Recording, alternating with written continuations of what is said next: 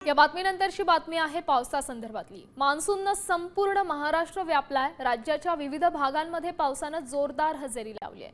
आज मध्य महाराष्ट्र, मराठवाडा आणि विदर्भात तुरळक ठिकाणी जोरदार पावसाचा अंदाज असल्यामुळे ऑरेंज अलर्ट जारी करण्यात आला आहे। तर उर्वरित राज्यात विजांसह वादळी पावसाची शक्यता आहे, त्यामुळे सतर्कतेचा येलो अलर्ट हवामान विभागाने दिला आहे।